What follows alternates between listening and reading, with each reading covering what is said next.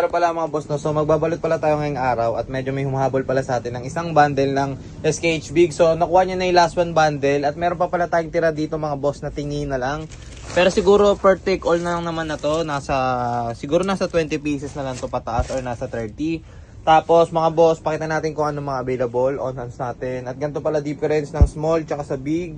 Yan mga boss, nakikita nyo naman kung gaano kataba magmula sa stick o kaya sa may balot niya sa may bundle. So tabi lang natin to. Pakita natin mga boss kung ano available. May Whistle Rocket Jumbo available pa pala tayo mga boss, no? Ayun yung with green and red strobe effect with crackling mga boss. So ito mga boss, premium shell with silver tail. Detress mga boss available. Fix na yung mga effects niya. Tapos dito mga boss, meron pa tayong available flapper loaded.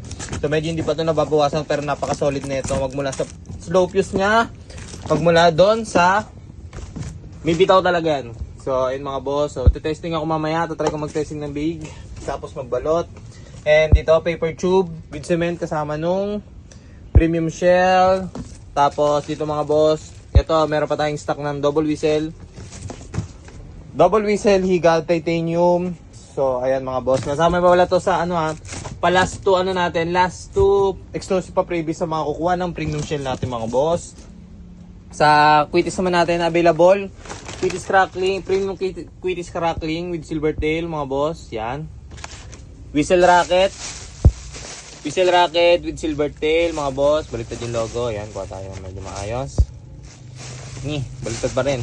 Yan.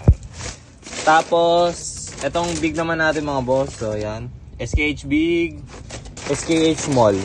Nandito mga boss. Yan. Tapos sa mga triangle naman natin, may available pa tayo KK loaded, tapos kabase loaded, kaso medyo paubos na lang. So sa mga gustong umorder, direct DM na lang mga boss. Peace.